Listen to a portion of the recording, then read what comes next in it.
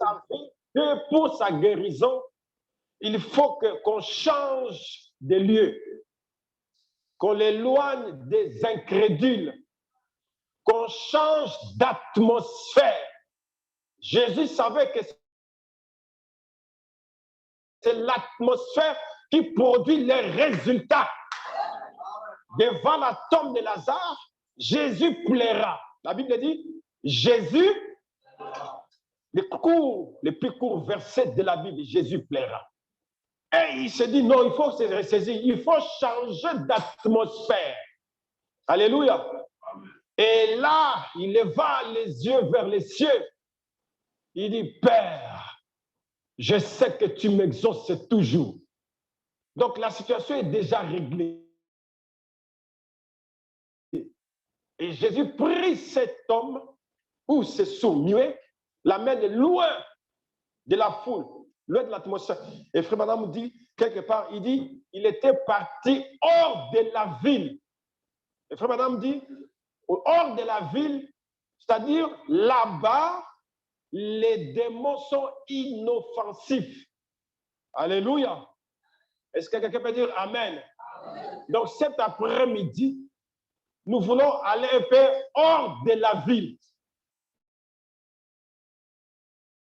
Amen. Que nous puissions changer d'atmosphère. Que nous puissions oublier notre condition. Que nous puissions oublier nos problèmes. Que nous puissions oublier nos soucis pour que quelque chose de divin se passe. Et lorsque Jésus a pris l'homme, il soupira. Et la Bible dit, il soupira et dit, Ephata. Alléluia.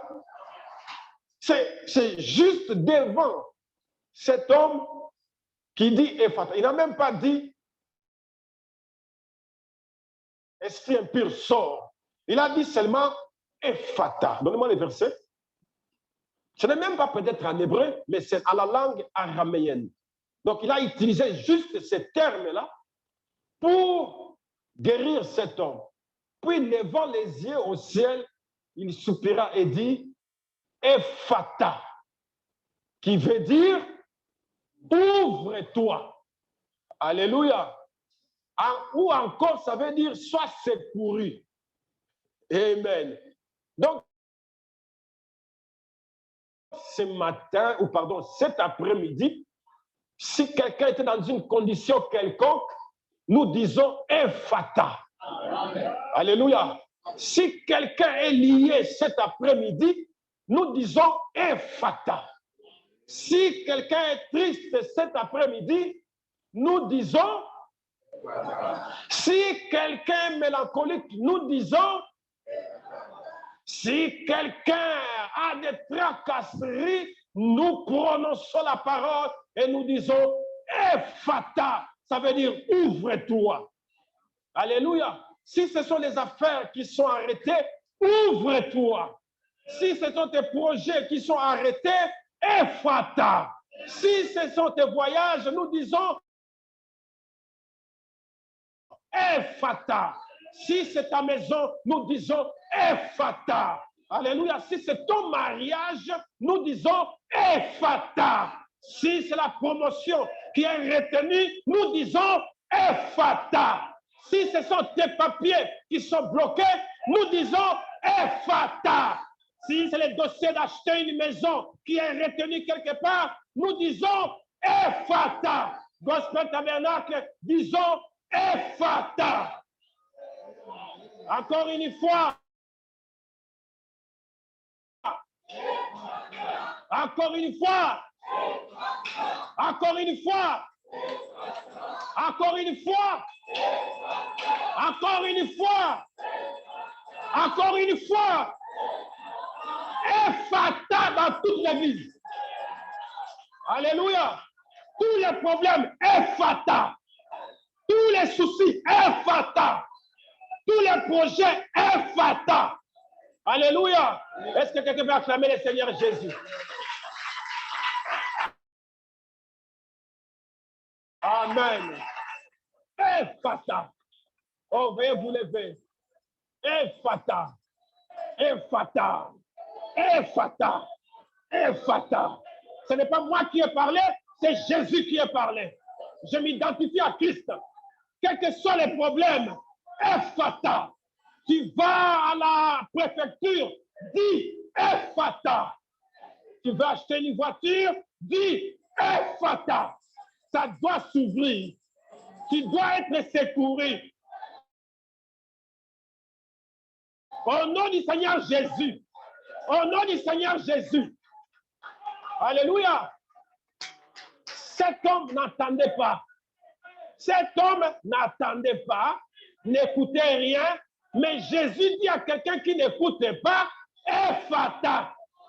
Alléluia. Nous allons dire à nos situations, Ephata. Alléluia. Que le diable les veuille ou pas, Ephata. Hey, prions le Seigneur. Dieu notre Père Céleste. Nous te sommes reconnaissants, Seigneur. Voici, nous allons maintenant écouter ta parole. Seigneur, parle au travers de notre frère Béranger. Seigneur, que toutes circonstances soient ouvertes encore une fois, Seigneur. Que tous les problèmes cessent maintenant. Que la lumière de Dieu soit ici. Que les oracles de Dieu soient annoncés. Au nom du Seigneur Jésus-Christ. Bénis-nous, Seigneur. Nous avons ainsi prié. Amen. Oui, Jésus a une table où les saints de Dieu sont nourris.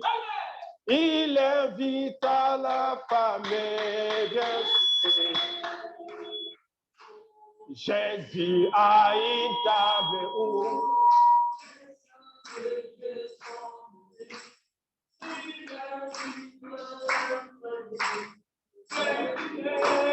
viens souper, viens souper.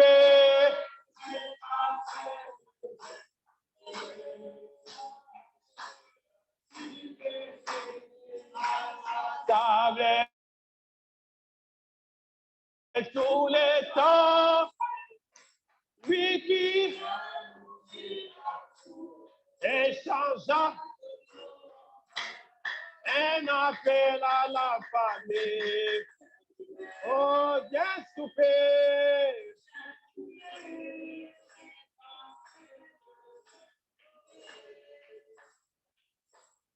Tu peux.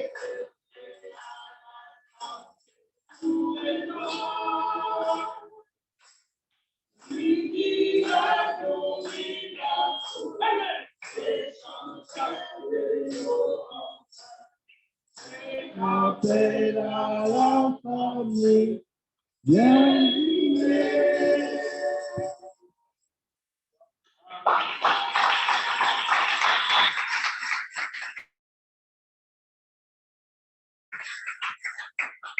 Que le Seigneur vous bénisse richement. Alors, je suis encore de la joie d'être parmi vous. Je remercie le Seigneur Jésus-Christ de m'avoir permis d'être parmi vous. Donc, je voulais vous saluer tous dans le précieux nom du Seigneur Jésus-Christ. Et je voulais aussi remercier mon papa et le pasteur Alain de m'avoir donné cette opportunité d'être ici et de que je puisse partager quelque chose avec vous. Amen. Donc, sans plus tarder, nous allons prendre nos Bibles dans le livre de Jonas, chapitre 1, et nous allons lire le verset 1 et le verset 2. Je lis au nom du Seigneur Jésus-Christ. Il est dit ceci: la parole de l'Éternel fut adressée à Jonas, fils d'Amittai, en ces mots: lève-toi, va à Ninive, la grande ville, et crie contre elle, car sa méchanceté est montée jusqu'à moi. Amen. Juste un mot de prière. Seigneur Jésus-Christ, nous sommes infiniment reconnaissants, Père Céleste, de nous avoir permis d'être dans ta maison. David disait que je suis dans la joie qu'on me dit d'aller à la maison de l'Éternel, car c'est là où que tu déverses tes bénédictions, c'est là aussi que tu viens pour nous parler, Seigneur. Puisses-tu m'écarter du chemin, puisses-tu me oindre et oindre mes lèvres, Seigneur, afin que toi-même tu puisses parler à ton peuple. Bénis-leur au nom du Seigneur Jésus-Christ. Nous avons ainsi prié et demandé. Amen. Vous pouvez vous asseoir. Alors, cet après-midi, mon sujet, je vais l'intituler « Le voyage de Jonas ». Amen. Nous allons parler sur le voyage de Jonas cet après-midi. Alors, Pour ce faire, nous voyons que Jonas, tel que la Bible nous montre ici, que la parole de l'Éternel fut adressée à Jonas. Amen. Or, nous savons tous que Jonas était un prophète. Et dans la catégorie des prophètes, c'était un prophète qui était un prophète mineur. Mais nous savons tous qu'une des particularités des prophètes, c'est que la parole de Dieu vient toujours aux prophètes. Amen. Et nous voyons ici que la parole a été adressée à Jonas. Et donc, cette parole qui est venue à Jonas, c'est que Jonas avait une mission qu'il devait accomplir. Mais souvent, quand nous lisons la Bible, nous ne demandons pas toujours souvent où viennent ces prophètes, où ils sortent, d'où ils sont venus, quelle était leur particularité. Alors, nous découvrons que le livre de 2 Rois, je vais prendre 2 Rois chapitre 14, le verset 23 jusqu'au verset 25. Donc, je lis au nom du Seigneur. La Bible dit, la 15e année d'Amathia, fils de Joas, roi de Juda, Jéroboam, fils de Joas, roi d'Israël, régna à Samarie. Il régna 41 ans. Il fit ce qui est mal aux yeux de l'Éternel. Il ne se détourna d'aucun péché de Jéroboam, fils de Nébat, qui avait fait pécher Israël. Il rétablit les limites d'Israël depuis l'entrée de Hamath jusqu'à la mer de la plaine, selon la parole que l'Éternel, le Dieu d'Israël, avait prononcée par son serviteur Jonas, le prophète fils d'Amitai de Gath-Hépher. Amen.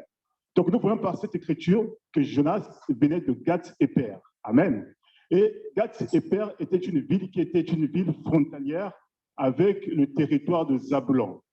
Et en venant de ce contrée-là, cela appartenait aux 10 tribus, ce qu'on appelait encore le royaume d'Israël. Amen. Parce que le royaume d'Israël avait connu un schisme au temps de Salomon. Donc le royaume a été divisé en deux. Il y avait une partie qui constituait les 10 tribus et il y avait l'autre partie qui constituait les 2 tribus. Donc Jonas était un prophète qui venait des 10 tribus ou encore du royaume d'Israël. Amen. Et en ce temps-là, Jonas, la parole déjà était venue à Jonas. Il était question qu'il puisse parler au roi Jéroboam, et selon la parole qu'Éternel lui avait dit, et cette parole que Dieu avait donnée à Jonas, qu'il avait prononcée au sujet du roi Jéroboam, était accomplie parce que Jéroboam avait rétabli les frontières comme l'Éternel avait dit à Jonas. Amen. Donc nous voyons par là que quand un prophète reçoit la parole de Dieu, quand il dit quelque chose, la chose arrive exactement comme Dieu l'a dit. Mais malheureusement pour Jéroboam, comme ses prédécesseurs dans le royaume d'Israël avaient commencé à agir mal, il avait commencé à se comporter d'une façon qui ne plaisait plus à l'Éternel. Donc, nous voyons que Jonas, en ce temps-là, voyant que Jéroboam se comportait mal, alors Dieu savait que la sentence devait arriver. Mais Dieu avait aussi une autre mission qu'il devait confier à Jonas, montrant qu'il devait aussi aller à Ninive, parce qu'à Ninive, la méchanceté des gens de Ninive était arrivée jusqu'à l'Éternel. Amen. Donc, c'est pourquoi Dieu va demander à Jonas de quitter sa contrée pour se rendre à Ninive. Mais Frère Branham va nous dire quelque chose de très important ici. Regardez ce que Frère Branham dit ici. Frère Branham dit que je suis dans un homme qui fuit loin de un homme qui fuit loin de la présence de Dieu. Il dit au paragraphe 130 qu'il a prêché le 17 février 1965. Il dit ceci, par le prophète auquel il avait pourvu, celui qu'il avait établi pour aller là-bas proclamer ce message. Bon, on pourrait penser qu'il aurait pu envoyer un autre prophète, mais c'est Jonas qui l'avait établi. Amen. Et même Élie n'aurait pas fait l'affaire. Jérémie n'aurait pas fait l'affaire. Moïse n'aurait pas fait l'affaire. C'est Jonas qui devait aller à Ninive. Un point, c'est tout. Il a commissionné et lui a dit d'y aller. Quand il a dit, va là-bas, Jonas va à Ninive, personne d'autre que Jonas ne peut y aller. Quand Dieu vous dit quelque chose, vous devez le faire. Et personne d'autre, voyez, on n'a qu'à l'accepter et aller le faire. Amen. Donc, Dieu nous montre, et Papa nous montre par ici, que Dieu ne pouvait pas choisir une autre personne. Donc, pour aller faire le travail qui devait être fait à Ninive, il fallait que Dieu puisse seulement choisir Jonas.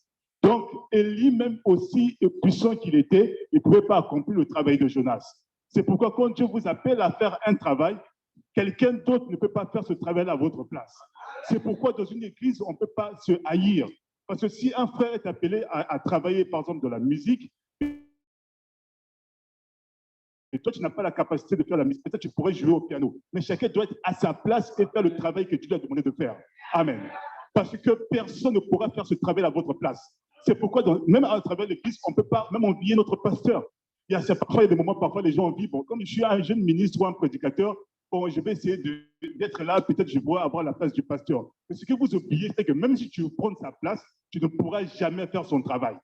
Parce que Dieu, quand il appelle une personne pour faire un travail, c'est seulement cette personne qui est capable de le faire. Amen. Parce qu'il lui a donné les caractéristiques, il lui a donné même la composition qu'il faut.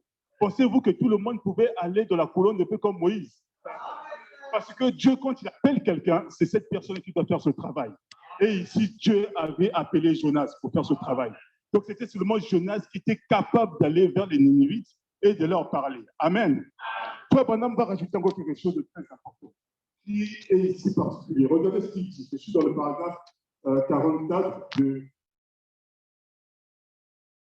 d'un homme qui est plus loin de la présence de Dieu. Il dit maintenant, nous aimerions d'abord méditer là-dessus. Jonas était la raison principale, je crois, pour laquelle Jonas a fait cette chose remarquable, c'est parce qu'il était juif. Et lui avait été demandé d'aller dans une ville de nation pour crier contre elle. Mais il pensait qu'il ne sera pas reçu. En effet, les gentils penseraient que qu'est-ce que ce juif a à faire avec nous? Mais voyez autre chose. Ça nous fait voir quelque chose de glorieux ici, à savoir que Dieu n'est pas seulement le Dieu des Juifs, amen, mais il est aussi le Dieu des gentils. Il est le Dieu de tous les peuples. Seulement, il a choisi les Juifs comme peuple, amen.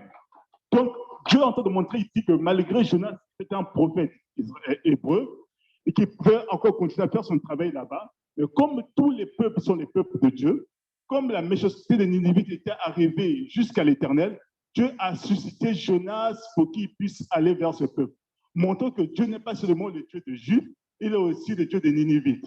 Et ce matin, ce même Dieu est aussi votre Dieu. Amen. Alors, remarquez ce que Frère Branham est en train de montrer ici. Frère Branham nous montre ici que Jonas avait eu peur de pouvoir partir. Il se disait, mais si je vais là-bas, mais comment je peux donner à ces gens-là un message en plus que Dieu va les détruire sur 40 ans. Donc, en cela, Jonas s'est dit que cela n'était pas possible. Et qu'est-ce qu'il va faire Jonas? Jonas va vouloir fuir. Amen. Et Frère Branham va dire quelque chose ici. Il dit, ici, Jonas, comme un des prophètes mineurs de la Bible, a été appelé à se rendre dans cette ville, nous voyons là un exemple de nous tous. Chacun de nous, nous dérobons toujours à quelque chose. Nous fuyons les difficultés. Nous fuyons les responsabilités. Nous sommes tous sujets à faire ça. Nous sommes tous sujets à fuir, qu'à nous tenir là pour faire face à la chose. Vous voyez, simplement, nous découvrons que nous sommes en train de fuir.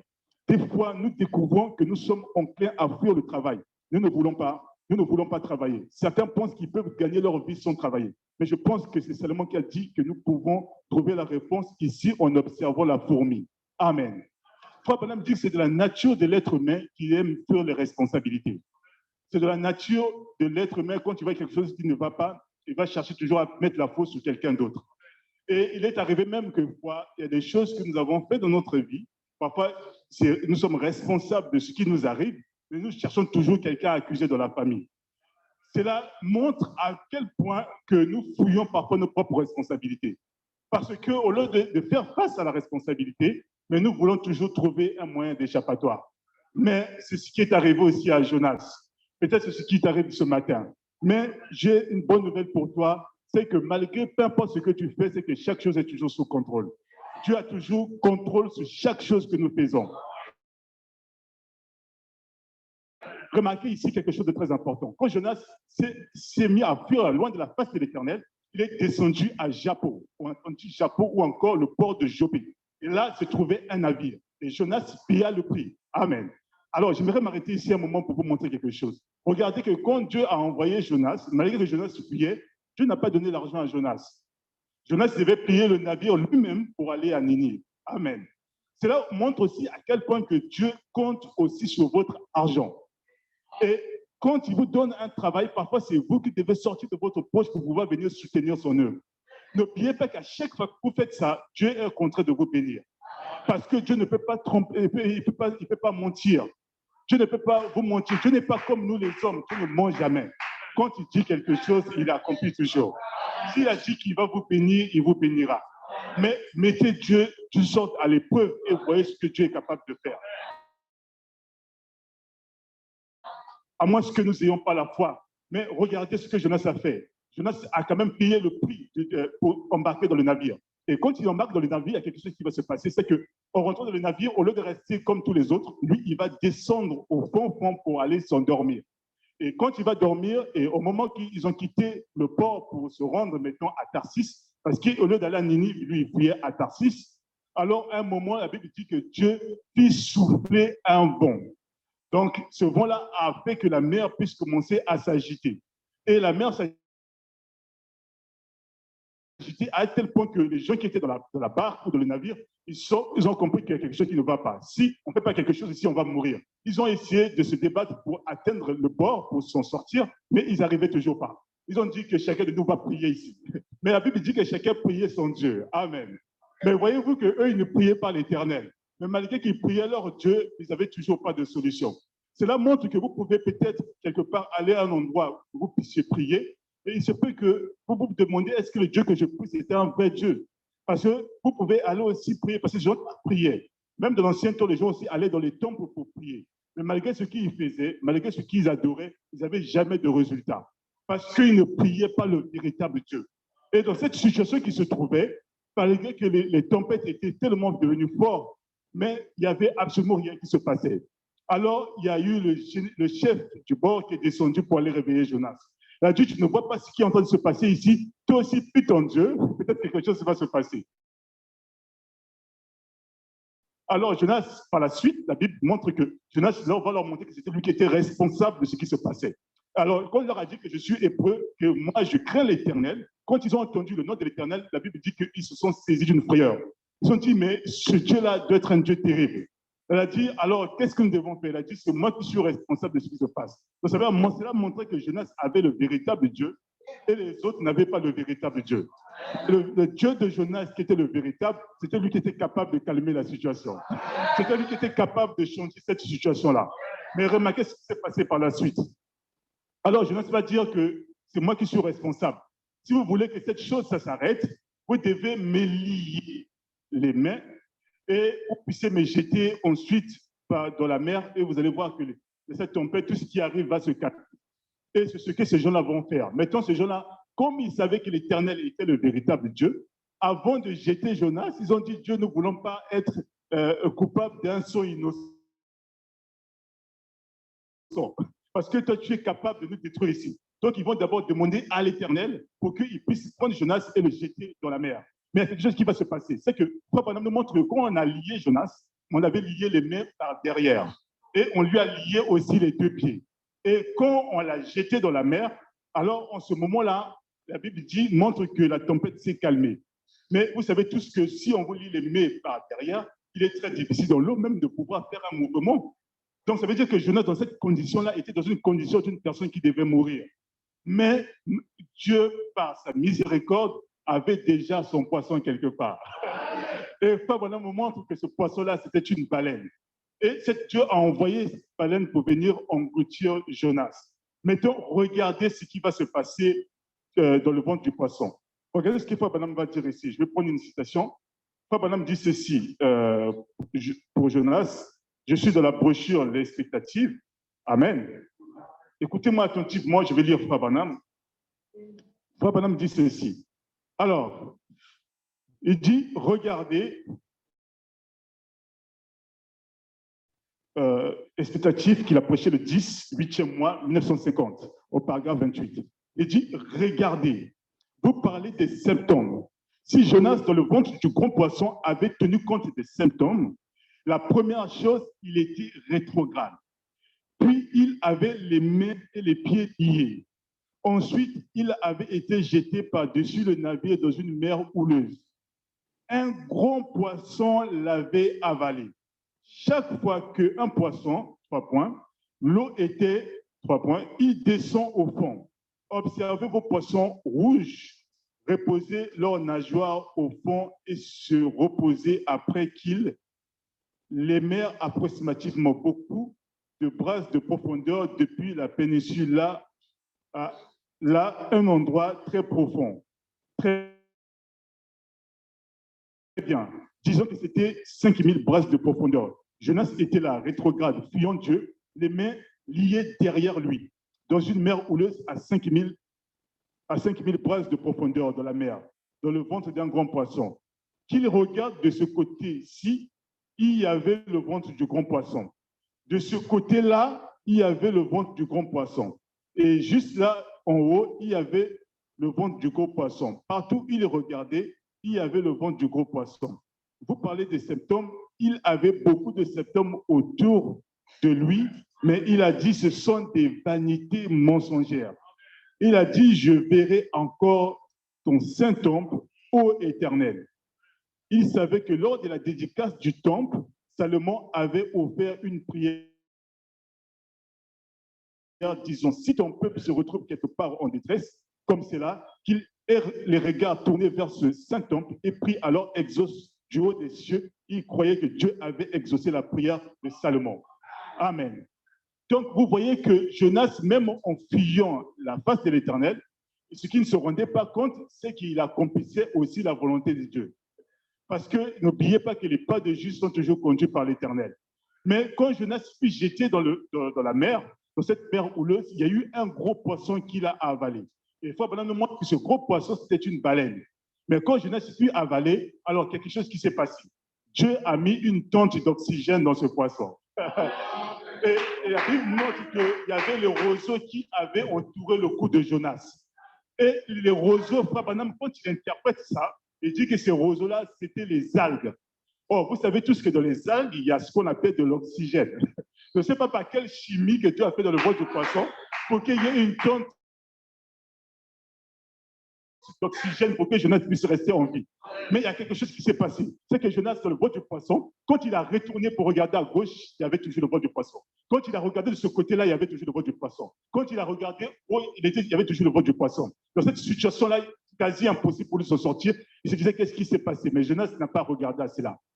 Jonas n'a pas regardé à sa situation. Peut-être ce matin, toi aussi, quand tu regardes comme ça, il y a des problèmes qui se passent. Tu regardes ce côté-ci, peut-être il y a une maladie incurable. Peut-être tu regardes de l'autre côté, tu ne t'en sors pas parce que financièrement, ça ne va pas. Mais sois-en sûr, le même Dieu qui a délivré Jonas te délivrera aussi.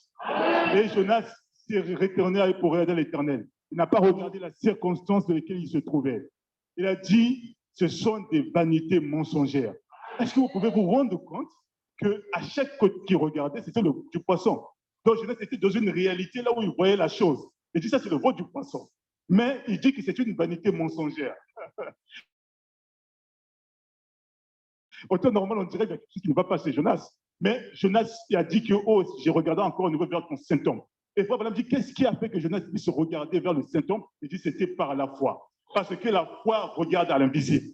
Et quand il s'est retourné pour regarder vers le temple, en sachant qu'il était dans le ventre du poisson, il ne savait pas où se trouvait la direction du temple. Mais par la foi, il a regardé dans l'invisible. Et il s'est dirigé vers la bonne direction. Et quand il a tendu vers le Seigneur en se souvenant de la prière de Salomon, lui, dans cette condition rétrograde, donc il était rétrograde, ça veut dire que c'est quelqu'un qui était rétrograde. Mais il a levé la voix vers l'Éternel. Et Dieu s'est souvenu de Jonas. Il a dit que je vais agir. N'oubliez pas que le temple de Salomon, c'était Dieu qui avait donné toutes les instructions pour que ce temple-là soit construit comme cela. Et la Bible dit que d'ailleurs, c'est par la main de l'Éternel qui avait écrit pour que le temple soit construit. Amen. Attendez, je vais vous le montrer dans la Bible. Prenez avec moi 1 Chronique, chapitre 28. Amen. On va lire 1 Chronique, chapitre 28. Je vais lire d'abord le verset 11 et le verset 11, 14 et 17. Alors, la Bible dit ceci, le verset 11. David donna à Salomon, son fils, le modèle du portique et des bâtiments, des chambres du trésor, des chambres hautes, des chambres intérieures et de la chambre du propriétaire. Amen. Amen. Le verset 14. Il lui donna le modèle des ustensiles d'or avec le poids de ce qui devait être d'or pour tous les ustensiles de chaque service et le modèle de tous les ustensiles d'argent avec le poids pour les ustensiles de chaque service. Et le verset 17, il lui donna le modèle des fourchettes, des bassins, des calices d'or pur, le modèle des coupes d'or avec le poids de chaque coupe, des coupes d'argent avec le poids de chaque coupe, et le modèle de l'autel des parfums en or épuré avec le poids. Il lui donna encore le modèle du char des chérubins d'or qui étaient leurs ailes et couvraient l'arche de l'alliance de l'Éternel. C'est par un écrit de sa main, dit David, que l'Éternel m'a donné l'intelligence de tout cela, de tous les ouvrages de ce modèle. Amen. Donc, cela montre que le temple qui a été construit au temps de Salomon, cela a été donné par l'Éternel lui-même, par l'écrit de sa main. Donc, ça veut dire que quand le temple a été construit, c'est que Dieu avait donné tous les détails de ce qui devait être fait. Parce que notre Dieu est aussi dans les détails. Et quand Salomon a fait tout cela, le modèle de ce que Dieu avait ordonné, alors Dieu était descendu à sa prière pour dédicacer le temple. Mais Salomon avait dit que quand que le peuple d'Israël, quand il sera en détresse, loin du territoire d'Israël, quand il se tournera vers son seul temple, que toi, du haut des cieux, tu puisses les exaucer. Donc, Jonas s'est souvenu de cette prière que Salomon avait faite. Amen. Et quand il s'est tourné vers le temple, alors, dans cette détresse, Dieu a écouté la prière de Jonas. Alors, moi aussi, j'ai envie de se dire ce matin, comme Jonas, peut-être toi aussi, tu es en train de passer des moments difficiles. Et que tu regardes à gauche et tu regardes à droite, il n'y a pas de solution. Mais j'ai envie de te dire que toi aussi, tu dois reposer ta foi sur la promesse. Et l'Éternel a dit que je suis l'Éternel qui te guérit de toutes les maladies. Et le Dieu que nous adorons, c'est le Dieu qui est capable de te bénir. Parce que l'or et l'argent lui appartiennent.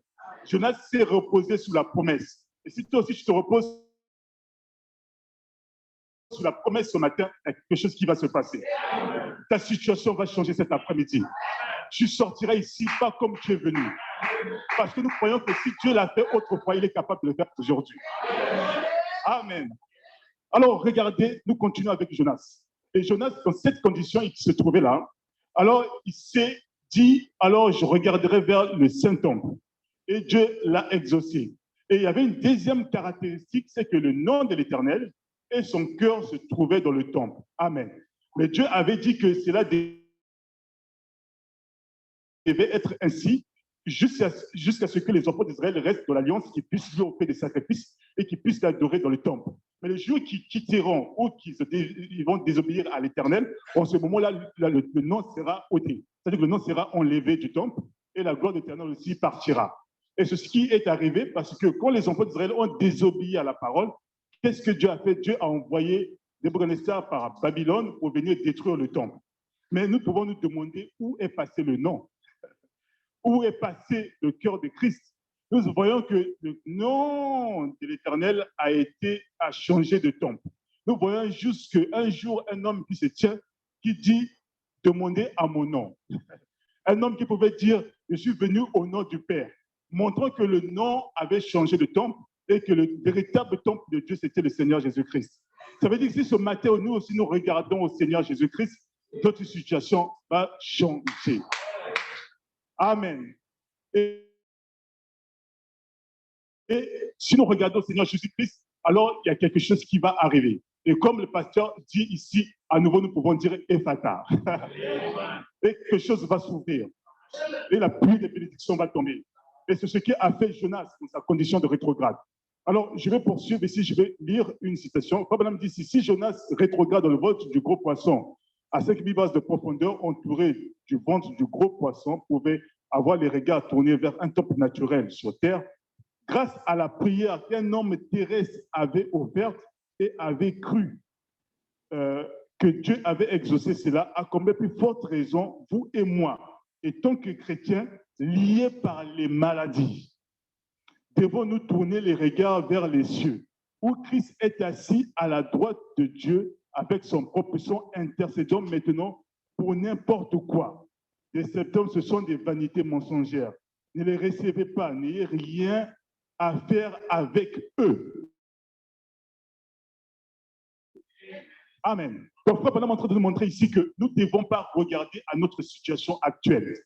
Si vous regardez votre situation actuelle, c'est ça qui va vous amener encore à sombrer. Je vais vous prendre un petit, vous allez vous montrer quelque chose. Regardez, quand Pierre s'est mis à regarder Jésus et qu'il avait obéi à la parole du Seigneur, il avait dit marche sur les eaux. Mais remarquez que Frère Branham nous dit que Pierre avait une foi ne fût-ce que mentale. C'était même pas une foi parfaite. Et quand il a obéi à cette parole, il a marché sur les eaux. Vous savez à quel moment Pierre a commencé à sombrer? C'est quand il a détourné son regard de Jésus. Il a détourné son regard du véritable temple, qu'il a commencé à regarder les vagues. Quand il a commencé à regarder les vagues, c'est là où il a commencé encore à s'enfoncer davantage. Montrons par là que si vous regardez votre situation actuelle, vous ne voyez pas ça comme des vanités mensongères, vous allez vous enfoncer. Mais j'aimerais vous dire que vous devez regarder au Seigneur Jésus-Christ. Parce que vous remarquerez que même quand Pierre commençait à se noyer, à nouveau, quand il a retourné pour regarder vers le Seigneur, parce que le Seigneur était toujours là pour lui tendre la main. À chaque fois que vous êtes dans les difficultés, le Seigneur est toujours là pour vous tendre la main. C'est juste que vous ne regardez pas vers la parole, mais vous regardez plutôt à votre situation. Vous regardez aux vanités mensongères. Et c'est pourquoi vous continuez à vous enfoncer. Mais quand Pierre à nouveau s'est retourné pour regarder le Seigneur Jésus-Christ, il a vu la main était là, attendue. Et quand il a regardé le Seigneur à nouveau, alors il a commencé à sortir de cette condition où il se trouvait. Et il commençait à sortir de l'eau pour à nouveau encore marcher sur les eaux. Donc, à chaque fois que nous regardons vers le Seigneur, il y a quelque chose qui va se passer. C'est pourquoi regardez toujours vers la parole. Peu importe ce qui vous arrive, peu importe les difficultés, peu importe la maladie, nous devons toujours regarder à la parole. Parce que c'est dans la parole qu'il y a notre guérison. C'est dans la parole qu'il y a notre bénédiction. C'est dans la parole qu'il y a notre élévation. C'est dans la parole que Dieu est capable de nous placer très haut.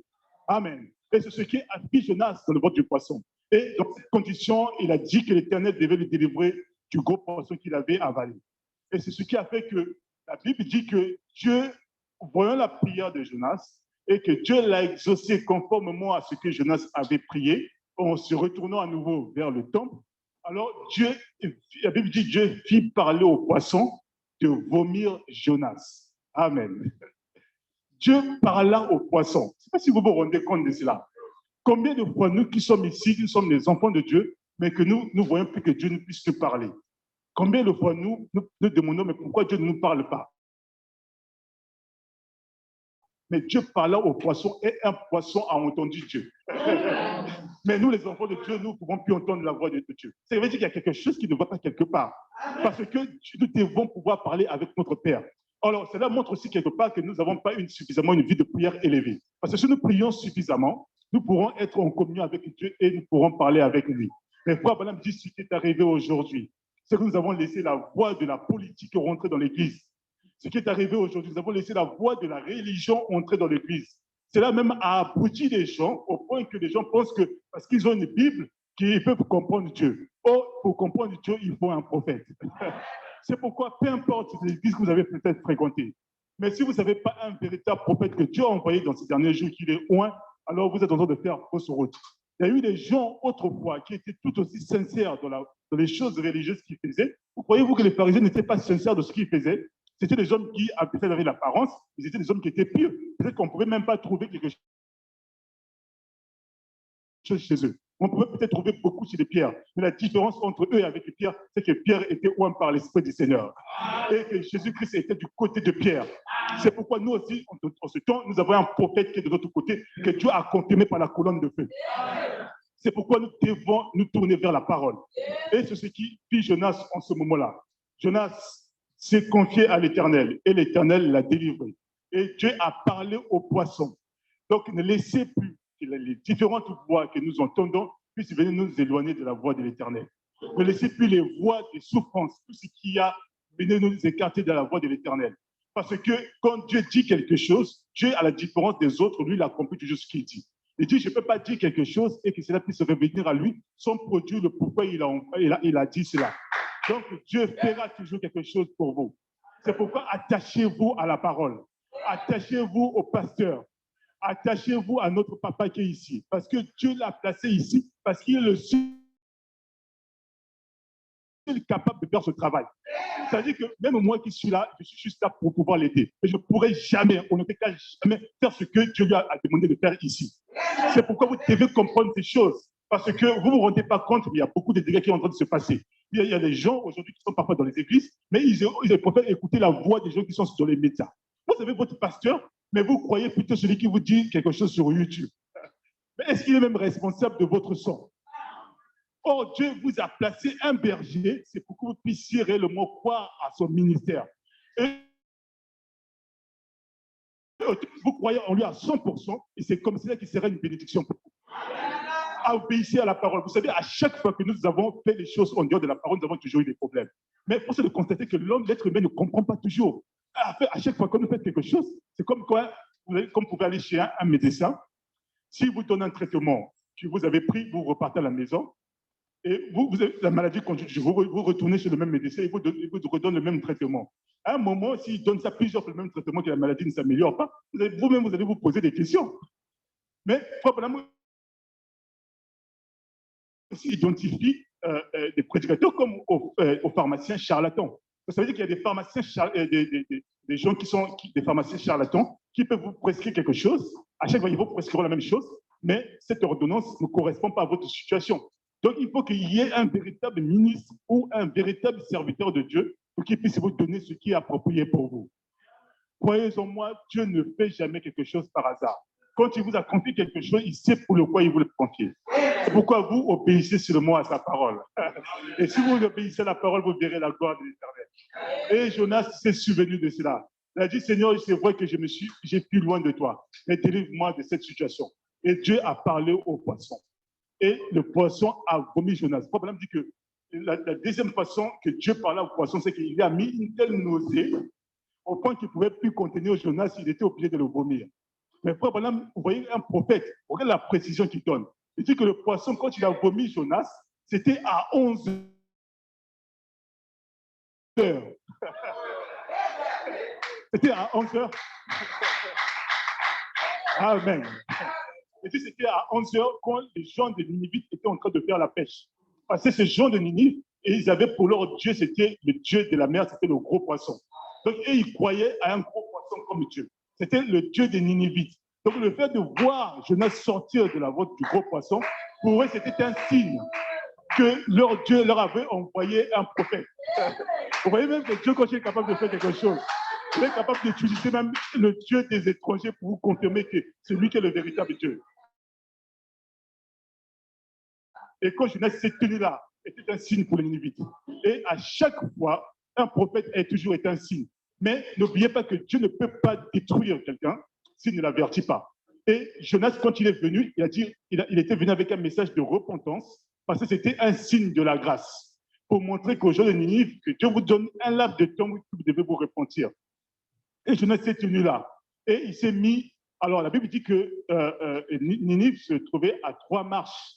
À 3 marches, oui, si je ne me trompe pas, de l'endroit où Joseph, 3 marches de jour. Et là, il devait marcher dans la ville pour pouvoir annoncer le message. Alors, Jonas a fait juste 1 jour de marche et il a proclamé la parole. Voyez-vous qu'il n'avait même pas fait 3 jours encore. Mais tellement que ce message avait eu un impact qu'il a amené toute une ville. Et vous savez que Ninive était une grande ville à cette période-là. Parce que au temps de Sanchérib, quand il avait, au temps de l'Empire assyrien, quand ils avaient conquis Ninive, ils avaient fait que Ninive était devenue une des plus belles villes de cette époque-là. Ce qui fait qu'ils avaient développé un grand commerce, ils étaient devenus un grand centre commercial où les gens venaient pour le poisson et pour d'autres éléments. Donc vous voyez qu'ils étaient aussi des gens qui étaient aisés parce qu'ils étaient dans les beaux palais. Mais malgré cela, ils ont écouté la prédication de Jonas. Malgré cela, ils se sont repentis à la prédication de Jonas. Jonas alors a dit, dans 40 jours, si vous ne repentez pas, Dieu fera périr Ninive. Mais ils ont entendu la voix de Jonas. Et Jonas étant que signe, vous savez tous que quand il y a un signe, il doit y avoir la voix du signe. Et la voix du signe, c'était repentez-vous, dans 40 jours, Dieu va vous détruire. Et Ninive, quand ils ont écouté cela, Abraham dit qu'ils se sont mis à gêner, ils se sont mis à prendre cette parole de Jonas pour pouvoir obéir. C'est ainsi que Dieu est venu pour pouvoir pardonner les gens de Ninive. Amen. Et Abraham va dire quelque chose d'autre. Il dit que le signe de Jonas, c'était aussi un signe de la résurrection. Amen. Regardez ici, il dit ceci. Alors, d'abord, pour appuyer ce que je viens de dire, Frère Branham dit ici dans Apocalypse chapitre 4, au paragraphe 375 qu'il a prêché le 8 janvier 1961. Écoutez attentivement. Il dit, que disais-je donc? Il faut qu'on termine. Il me faudra laisser tomber le reste. Mais en terminant, j'aimerais dire ceci, parce que je vous ai gardé si longtemps. Que dit-il ici? Un jour arrivera où une génération méchante et adultère cherchera un signe. Celle-ci est une génération méchante et adultère. Il dit cette génération-là recevra un signe, le signe de Jonas, concorde avec le reste de la Bible. Jonas fut 3 jours et 3 nuits dans le ventre de la terre. Qu'est-ce que ce sera le signe de la résurrection? Vous voyez, le signe de la résurrection sera manifesté dans une génération méchante et adultère. Cela s'est accompli dans le livre des Actes. Jésus-Christ, ressuscité des morts, il est entré dans Pierre, Jacques, Jean et les apôtres. Et ils ont fait ce livre des Actes. Ce n'était pas les actes des apôtres, c'était les actes du Saint-Esprit agissant dans les apôtres. Amen. Frère Branham nous montre ici que le signe de Jonas, en faisant 3 jours et 3 nuits dans le ventre du poisson, était le signe de la résurrection. Et rappelez-vous que Jésus-Christ leur avait dit, une génération méchante et adultère veut un signe. Il dit, il ne vous sera pas donné un autre signe que celui de Jonas. Quel était le signe de Jonas? Jonas avait fait 3 jours et 3 nuits dans le ventre du poisson. Montrons par là que le Seigneur Jésus-Christ aussi devait faire 3 jours et 3 nuits dans le ventre de la terre. Mais le 3e jour, il devait ressusciter. Et notre Seigneur est ressuscité. Et quand il est ressuscité, qu'est-ce qu'il fait? Cette fois-ci, il vient maintenant s'incarner dans Jacques, Pierre et les apôtres pour accomplir les actes du Saint-Esprit. Or, les mêmes actes du Saint-Esprit, ce n'était pas les actes des apôtres, c'était les actes du Saint-Esprit agissant dans les apôtres. Donc, ce livre des actes des Saint-Esprit agissant des apôtres continue jusqu'à aujourd'hui. Donc, ça veut dire que tel que notre papa est ici, quand le Saint-Esprit agit, lui, c'est toujours le livre des actes des apôtres qui continue, ou les actes du Saint-Esprit agissant à travers le pasteur Alain. Pour pouvoir faire quoi? Pour pouvoir manifester la puissance de Dieu. C'est pourquoi quand Pierre pouvait se tenir là, son ombre pouvait guérir quelqu'un. Quand Paul pouvait parler, la chose devait arriver. Donc, croyez-vous que la même puissance qui était là-bas est ici dans l'Église? Mais la raison pour laquelle Dieu ne se manifeste pas puissamment, c'est parce que nous n'avons pas suffisamment foi dans la parole. Il suffit juste que nous mettons un peu la foi dans la parole, vous allez voir ce qui va arriver. Vous allez voir le spectacle lumière. Dieu sera capable de changer votre situation ici. Et Dieu sera capable de vous rétablir même votre santé. Rétablir vos finances. Délivrer vos enfants. Peu importe ce qui arrive, Dieu sera capable de le restaurer. Mais nous avons besoin de Jonas accomplissant le signe de la résurrection. En tant que Jésus-Christ est encore à nouveau dans son église. Amen. Et c'est ainsi. Alors, maintenant, ce signe de la résurrection qui fut arrivé, c'était aussi un deuxième élément du point de vue maintenant prophétique, montrant par là que Jésus-Christ, une fois qu'il sera ressuscité, il devait quitter les Hébreux pour aller vers les gens des nations. Amen. Parce que rappelez-vous que Jonas a été parti du royaume d'Israël pour se rendre vers Ninive. Et pendant son chemin, quand il fit passer 3 jours et 3 nuits dans le ventre du poisson, c'était un signe de la résurrection, montrant par là aussi que quand Jésus-Christ devait mourir et faire 3 jours et 3 nuits dans le ventre de la terre, quand il serait ressuscité, cette fois-ci, il ne devait plus retourner vers ses frères hébraïques, mais il devait plutôt aller vers les gens des nations. Et c'est comme ça que quand Christ est mort à la croix, il y a eu un changement de dispensation. Jésus-Christ a quitté les Juifs, il est venu vers nous, les gens des nations. C'est pourquoi il est venu avec un message de la repentance. Il est venu avec la grâce. Parce que nous, on était les gens qui ont été perdus. Mais on avait besoin d'une grâce. Parce que de l'autre côté, Dieu avait choisi un peuple Mais de ce côté-ci, il fallait une grâce. Et Dieu est venu avec un message de la grâce. Et nous demande de nous repentir. Parfois de mauvaises choses que nous faisons. Il nous demande de nous repentir. Parfois de la haine qu'on peut avoir vers les frères. Il nous demande de nous repentir de toutes choses parce que la grâce est dans notre corps. Amen. C'est pourquoi Jésus-Christ nous a sauvés par sa grâce. Et nous sommes ici simplement par sa grâce. Nous respirons ce matin, même cet après-midi, par sa grâce. C'est pourquoi si nous nous repentons de chaque chose que nous faisons de mauvais, le Seigneur ne nous délaissera jamais. Vous savez, la particularité qui faisait que David était un homme selon le cœur de Dieu, c'est parce que David savait toujours se repentir quand il avait fait quelque chose qui était mal. Et voyez-vous la différence, c'est que David, lui, ne courait pas aller voir quelqu'un. Il courait plutôt vers la face de l'Éternel. Mais souvent, j'ai constaté que dans l'église, quand les gens viennent, on a l'impression que les gens viennent pour sympathiser, ils croient que le pasteur tel qu'il est là, ce n'est pas un serviteur de Dieu véritable. Mais dès qu'il y a un problème, la première chose qu'ils vont faire, ils écoutent plutôt leur maman à la maison pour dire allons consulter quelqu'un. Voyez-vous, qu'est-ce que vous agissez comme ça? Vous êtes déjà loin de la face de l'Éternel. Et après, demain, quand ça ne va pas, vous dites dans cette église, il n'y a pas de puissance. Mais est-ce que dès le début, tu es allé voir l'Éternel? Mais faites comme David. David, quand il avait agi mal, il courait pour aller pleurer devant l'Éternel. De chercher un moyen pour se repentir. Voyez-vous, vous devez faire cela parce que le temps est déjà passé. Et il est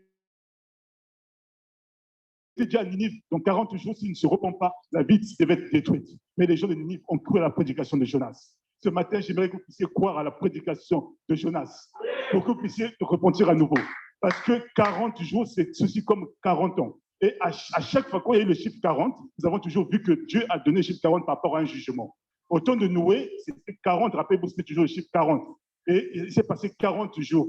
Et il s'est passé 40 nuits. Et Dieu était en train de frapper le monde par la pluie. Donc, si vous suivez le chiffre 40, c'est toujours un chiffre de jugement. N'oubliez pas qu'après la grâce, devait venir le jugement. C'est pourquoi quand Jésus-Christ a dit que le signe de Jonas, et après le deuxième signe qu'il donne, c'est celui de la reine du Midi qui doit s'élever. Pourquoi la reine du Midi doit s'élever? C'est pour juger cette génération. Donc après la grâce, il viendra le jugement. Ne vous trompez pas, le même Dieu qui vous a fait grâce sera aussi le même Dieu qui sera pitoyable pour vous juger. Et il ne vous jugera pas comme l'a dit le pasteur par une église. Voyez-vous, il vous jugera toujours par rapport à sa parole. Parce que lui, il est sa parole. Et si vous avez cru cela, et si vous revenez à Christ, vous allez voir que Dieu vous bénira. Que le Seigneur vous bénisse. Amen.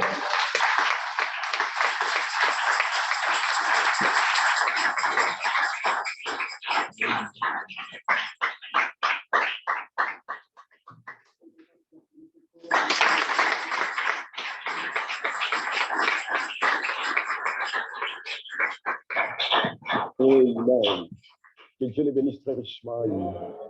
Il était précis dans son sermon, il est très court. Que Dieu le bénisse très richement. Acclamez très fort pour se déranger.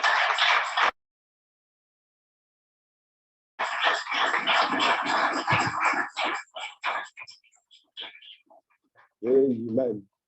C'est un sujet, il a pris un petit sujet que je suis en train d'exploiter quelque part à Paris. Et sur Jonas, et surtout la citation pendant la prédication de l'expectative 1950, que je suis là, je suis en train de parler un peu de ça. Et merci beaucoup, que Dieu te bénisse. J'ai pris quelques notes aussi. Et voilà, nous sommes très heureux que chacun prenne conscience que Jonas, il était dans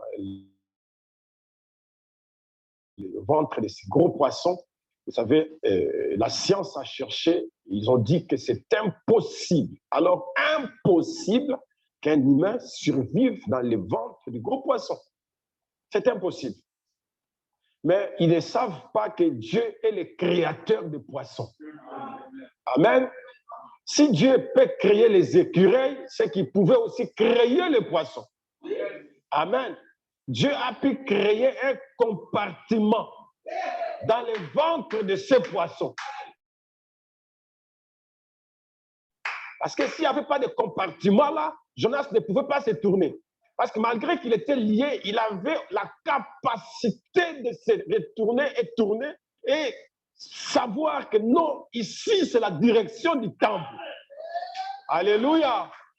Donc, quelle que soit ta situation cet après-midi, quel que soit les chaînes dans lesquelles tu es, tu as la capacité de te retourner et de te diriger, voir que non, le nom de Jésus-Christ est délivré. Est-ce que quelqu'un peut dire Amen? Ne dis pas que je suis lié, je suis ceci, mais sache que Jonas aussi était lié. Sache que Jonas était aussi dans les symptômes, mais Jonas a refusé de regarder aux symptômes. Et Frère Branham dit, si vous regardez aux symptômes, vous n'êtes pas chrétien. Frère Branham dit, si vous regardez aux symptômes, vous perdez la victoire. Frère Branham dit, si vous regardez aux symptômes, vous êtes perdu.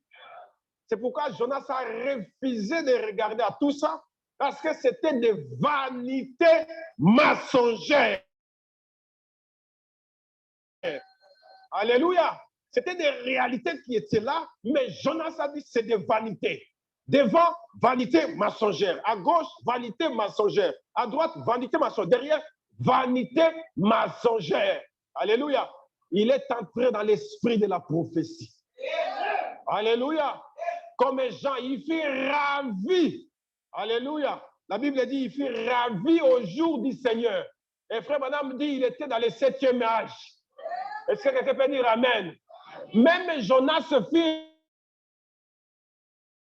ravi. Quelqu'un va dire, je ne comprends pas ça. Non, Jonas est allé au-delà des symptômes. Il dit, Seigneur, je sais que tu es vivant. Je sais que je te verrai dans ton Saint-Temple. Je sais que j'offrirai des offrandes. J'offrirai des holocaustes. Il était dans l'esprit de la prophétie. Et l'esprit de la prophétie, c'est les ouvriers de la 11e ère. Alléluia. Et quand nous sommes à la 11e ère, papa, nous prophétisons. Jonas est sorti à 11 heures, c'était pour prophétiser.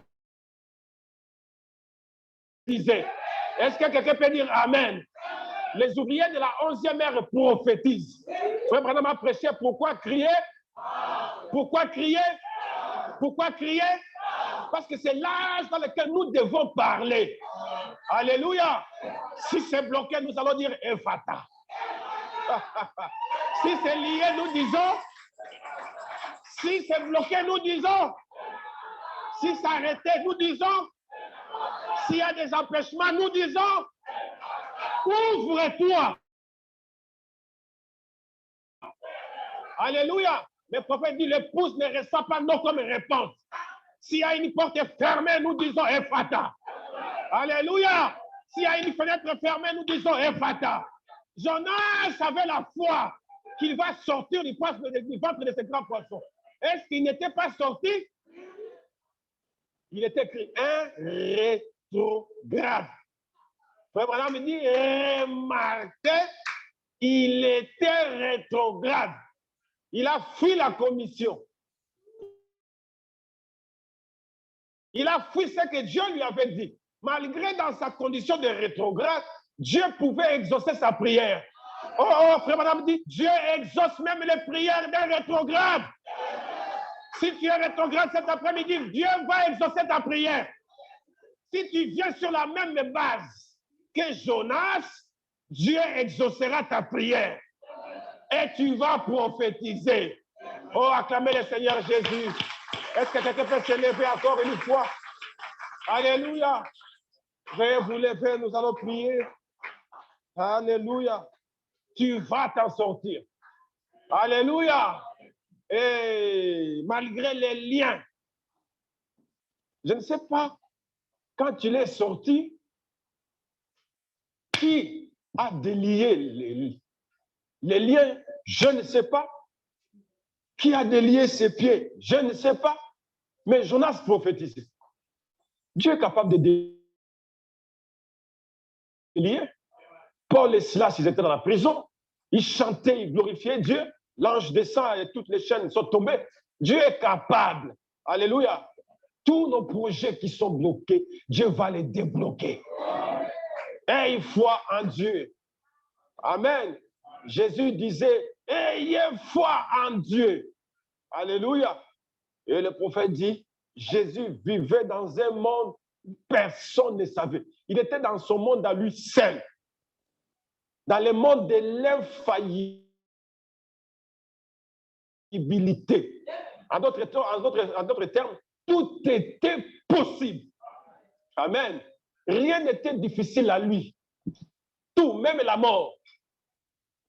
Même quand Joseph est décédé, son papa adoptif, il n'est même pas parti. Ça, c'est quel enfant? Parce qu'il savait que le temps de Joseph est arrivé. Amen. Si je vais là-bas, les deux ne peuvent pas cohabiter ensemble. Mais madame dit, il n'a jamais participé au réseau funèbre. Jésus n'a jamais, comme nous allons le faire pour notre sœur, pensé à la famille.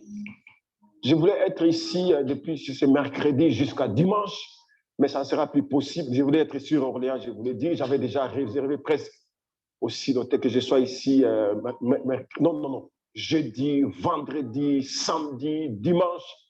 Je voulais qu'on fasse quelque chose, mais ça ne sera plus possible.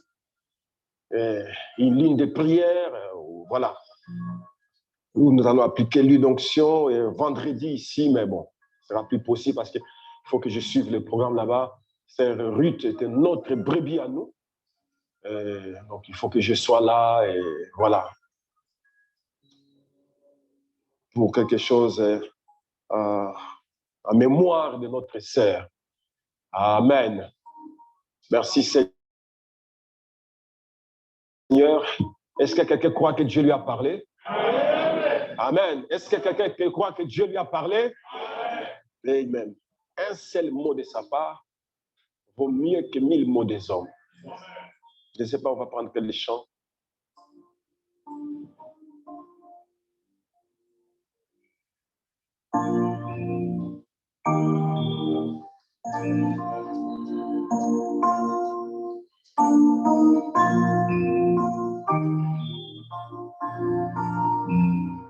Je peux avoir ce texte-là. Jésus brisant toutes les chaînes. Je peux avoir ce texte, s'il te plaît, frère Rebecca. Jésus brisant toutes les chaînes.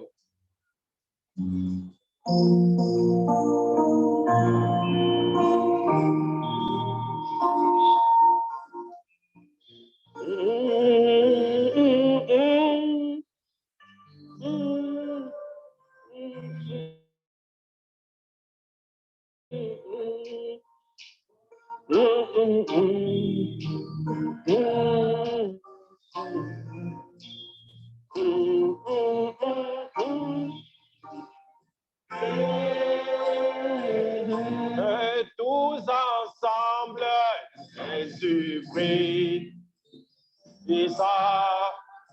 mes chaînes, que toutes les chaînes soient brisées. Jésus brise. Que toutes les chaînes tombent maintenant. Que toutes les chaînes soient dépouillées. Jésus brise.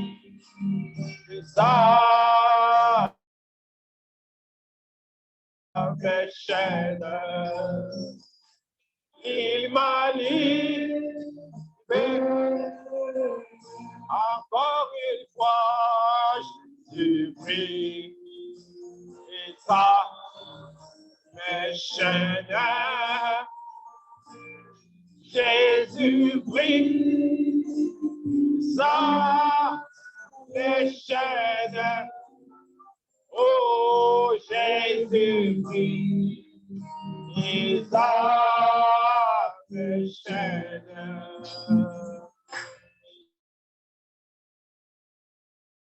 Il m'a livré.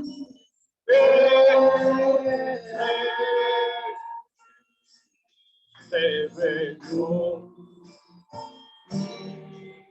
Gloire à Dieu. Je vais donner gloire à Dieu. Oh, je vais donner gloire à Dieu. Il m'a livré, mais je vais donner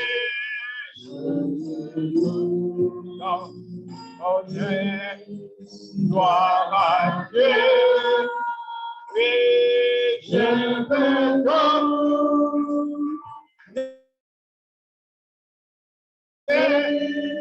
gloire à Dieu.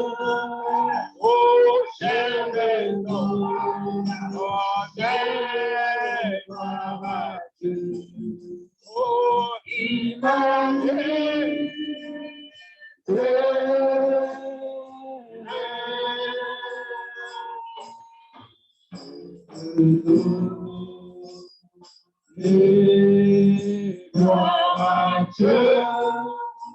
Oh, je vais donner gloire à Dieu. Oh, je vais donner gloire à Dieu. Il m'a livré.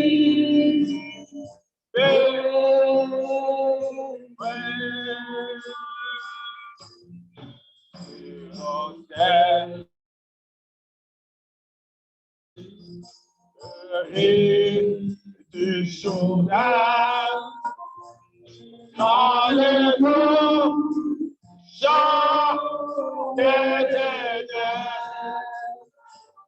pour la paix, les vies, qui arrive pour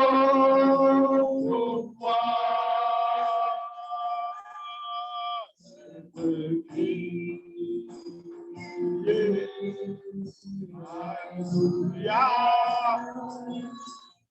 Je vais crier. Et que te crie Alléluia. Je vais crier. Je vais t'entendre crier Alléluia.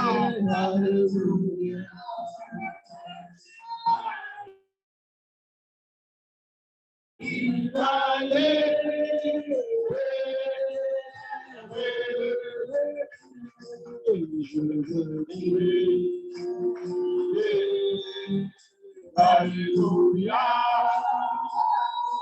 Oh, je prie. Alléluia. Je vais prier. Alléluia.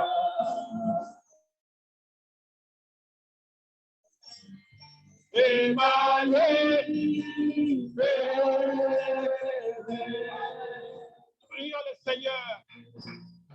Que chacun prie le Seigneur encore une fois. Que la vie de Jonas soit un témoignage pour quelqu'un. Jonas s'est passé par beaucoup de symptômes. Mais Jonas avait refusé de regarder aux symptômes. Il est sorti en prophétisant. Refuse de regarder aux symptômes. Prophétise sur ta vie. Que ma vie est meilleure. Que je suis victorieux. Que je suis un grand gagnant. Que je suis un leader. Je fais partie de l'élite. Je fais partie des héros de la Bible. Je fais partie de ce royaume. Seigneur, merci pour ta parole. Merci pour notre frère Béranger, Seigneur. Que toi, tu as utilisé pour nous. Pour parler, Seigneur, à nos cœurs au sujet de la vie de Jonas. Seigneur, c'était une réalité. Et Frère Branham me dit, personne ne peut passer par les symptômes par lesquels Jonas s'était passé. Donc nos symptômes sont les moindres. Si les symptômes les plus élevés, Jonas a pu sortir comme victorieux. Nous, par les symptômes les moins élevés, nous sortirons des victorieux. Nous sommes sortis des victorieux et nous sommes des victorieux cet après-midi. Au nom du Seigneur Jésus. Alléluia.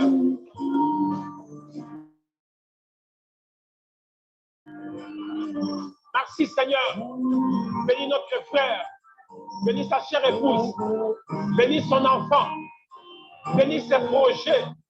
Bénis toute sa vie. Dans le nom de Jésus-Christ, nous prions. Bénis l'Église, Seigneur. Soutiens-nous, Père. Dans les noms du Seigneur Jésus-Christ, nous prions. Sois notre libérateur. Béni sois-tu, Seigneur, pour ta parole. Père, permets, Seigneur, quand nous retournerons, Seigneur, que nous puissions nous identifier à cette semence qui est tombée, Seigneur, sur la bonne terre. Que les fruits soient produits, que les fruits soient manifestes, que les fruits soient palpables. Au nom de Jésus-Christ, nous prions. Béni sois-tu, Seigneur.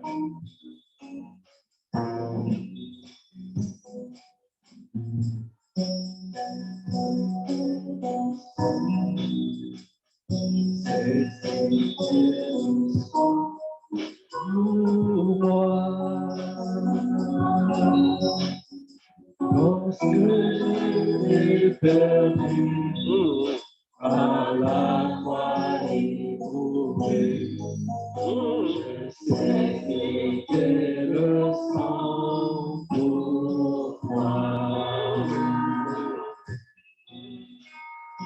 C'est que le sang, je sais que le sang pour moi. Lorsque j'étais perdu, à la croix dévouée, Je sais c'était le sang pour moi. Alléluia. ton sang est la vie. Oh oui, son sang est la vie. Pour moi, les péchés amenés, le salut est acquis. Et son sang est la vie pour moi. Si c'était pas bon, Oui, si c'était pas bon, pour moi, je serai toujours errant, et après la vie. Si c'était pas bon pour moi. l'amour de Dieu pour moi. Oui, l'amour de Dieu pour moi. C'est si grand. Depuis l'éternité, l'amour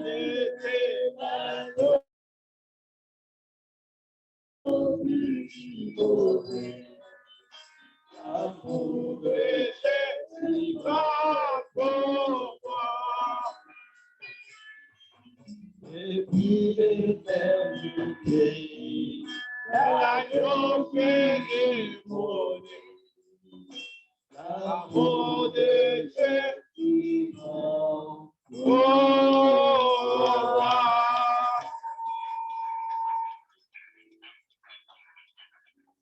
Amen. Que le Seigneur vous bénisse très richement. Ayez une très bonne semaine. Bon, ayez une mauvaise semaine alors. Ayez une très bonne semaine. Ayez de très bonnes choses alors. Que tous vos projets réussissent. Car vous êtes des victorieux. Alléluia. Ce que tu confesses, c'est ce qui va t'arriver. Jonas avait prophétisé le positif. Et il était sorti du poids de ce grand poisson. Et remarquez, il était dans la profondeur. Le prophète dit, c'est plus de 4000 mètres sous l'eau. C'est pas facile, hein? Mais il est sorti victorieux. Parce qu'il avait un témoignage positif. Est-ce que quelqu'un peut dire Amen? Il avait un témoignage. Oh, pour terminer, je vais lire son témoignage. Supportez, supportez, supportez. Je sais que vous êtes fatigués. Mais vos frères africains ne sont pas fatigués. Et il faut 4 heures de prédication. Jonas, dans le ventre du poisson, pria l'Éternel son Dieu. Jonas chapitre 2, il dit, dans ma détresse, j'ai invoqué l'Éternel. Il m'a exaucé. Qui lui a dit qu'il était exaucé? Il n'était pas encore exaucé. Mais il dit, dans ma détresse, j'ai invoqué l'Éternel. Il m'a du sein de ces jours de mort, j'ai crié, tu as entendu ma voix. Il m'a jeté dans l'abîme, dans les cœurs de la mer, et les courants d'eau m'ont environné. Toutes les vagues et tous les flots ont passé sur moi. Je disais, je suis chassé loin de ton regard, mais je verrai encore ton Saint-Temple. Ah, ça c'est un frère hein, positif. Il dit, les eaux m'ont couvert jusqu'à m'ôter la vie. L'abîme m'a enveloppé. Les roseaux ont entouré ma tête. Alléluia. Je suis descendu jusqu'aux racines des montagnes. Les barres de la terre m'ont fermé pour toujours. Mais tu m'as fait remonter vivant de la fosse. Qui lui a dit qu'il était remonté? Là, il est encore dans le ventre de ce grand poisson. Et il dit, mais tu m'as fait remonter vivant de la fosse. Éternel mon Dieu, quand mon âme était abattue au-dedans de moi, je me suis souvenu de l'Éternel. Et ma prière est parvenue jusqu'à toi. Dans ton saint temple, ceux qui s'attachent à des vaines idoles, et loin de la miséricorde. Pour moi, j'offrirai des sacrifices avec un cri d'action de grâce. Donc, Jonas savait qu'il criera Hosanna. Ah, est-ce que quelqu'un peut dire Hosanna? Est-ce que quelqu'un peut dire Hosanna? Gloire à Dieu. Merci Seigneur. Merci Seigneur. Hosanna. Hosanna. Hosanna. Hosanna. Des cris d'action. J'accomplirai les vœux que j'ai faits. Le salut vient de l'Éternel qui s'est arrêté. Et la Bible dit, l'Éternel parla aux poissons et les poissons vomissent Jonas sur la terre. Alléluia. Hosanna. Hosanna. Hosanna. Gloire à Dieu. Merci Seigneur. Jésus. Jésus. Jésus. Jésus. Mon Dieu. Mon sauveur. Mon Seigneur. Mon salut. Ma paix. Ma victoire. Jésus. Jésus. Jésus. Ma paix. Ma victoire. Mon salut. Ma joie. Mon salut. Ma paix. On va acclamer Jésus.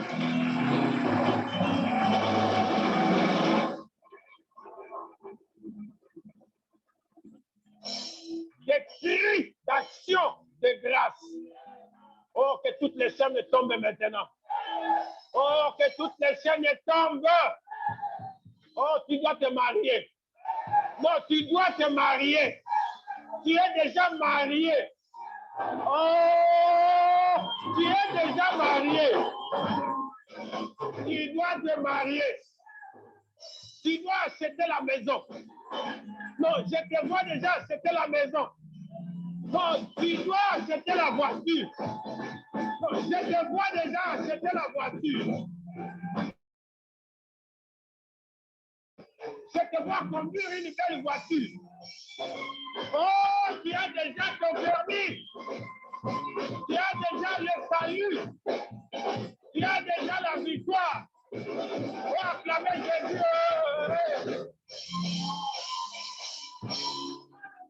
Non, je vois quelqu'un victorieux. Je suis en face de victorieux. Jonas était victorieux. Tu es victorieux. Non, reçois tes papiers de 10 ans. Bon, je n'ai pas écouté les amens. Reçois tes papiers de 10 ans.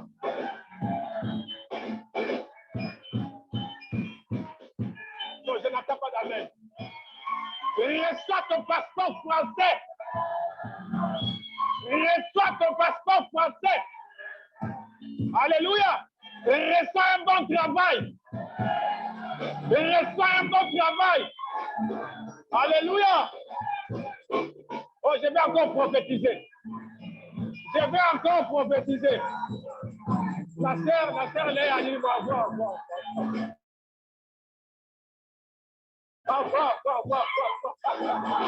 Je vais encore prophétiser. Je vais encore prophétiser. Je vais encore prophétiser. Je vais encore prophétiser. Sois John Sarit. Alléluia. Sois John Sarit. Est-ce que quelqu'un peut dire amen? Non, je vais prophétiser. Sois. Ouais, Miguel, attends. Frère Miguel, attends. Attends, arrête. Amen. Sois un grand manager.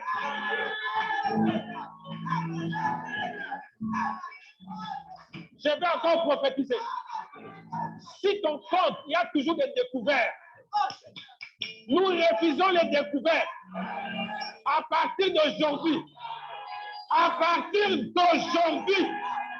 nous disons fini les découvertes. Alléluia. Donc, pour que tu comprennes bien, attends.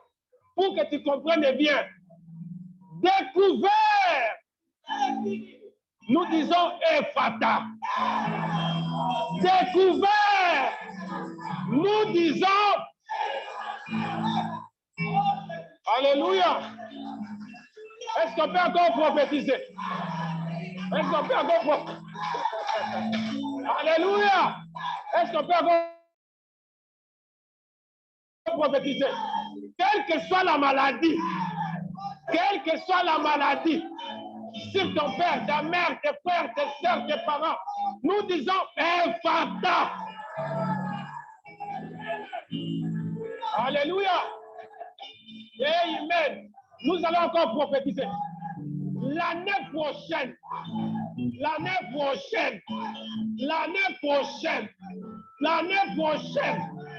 nous disons ceci. S'il y a une sœur qui n'a pas d'enfant, nous allons consacrer ses enfants.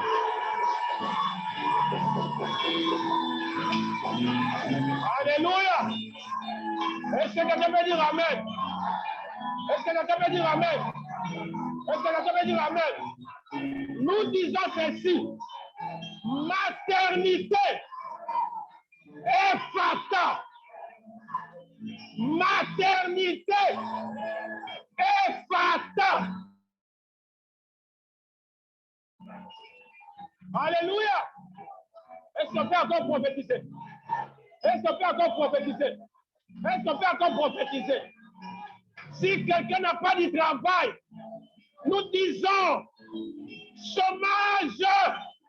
chômage, Ephata. Alléluia. Dieu est en train de délivrer son peuple. Vous les étudiants, vous qui avez des échecs, les notes moyennes, en deçà des moyennes, nous disons cet après-midi que les échecs sont terminés. Les échecs sont terminés. Nous disons, ayez des bonnes notes, ayez des diplômes. Au nom du Seigneur Jésus. Alléluia. Est-ce qu'on peut encore prophétiser? Est-ce qu'on peut encore prophétiser? Est-ce qu'on peut encore prophétiser?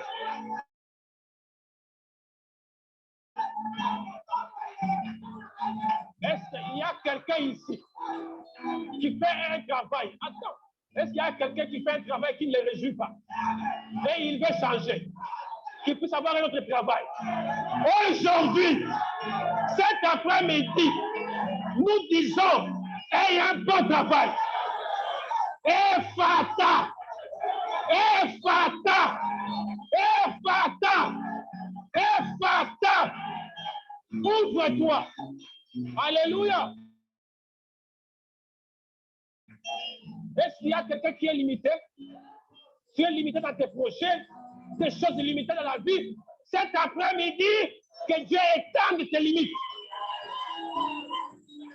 Alléluia. Que ta vie s'ouvre. Que ta vie s'ouvre. Nous disons Ephata. Alléluia.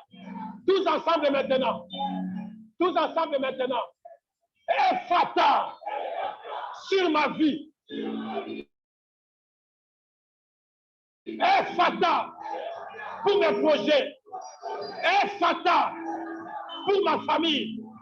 Ephata. Pour mes enfants. Ephata. Pour l'église. Ephata. Pour les pasteurs. Non, disons ça très bien.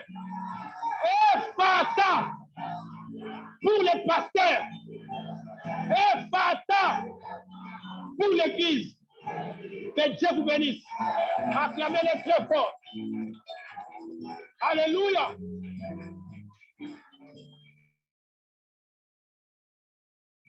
Amen. Rendez heureux, béni, exaucé, délivré, élevé. Alléluia.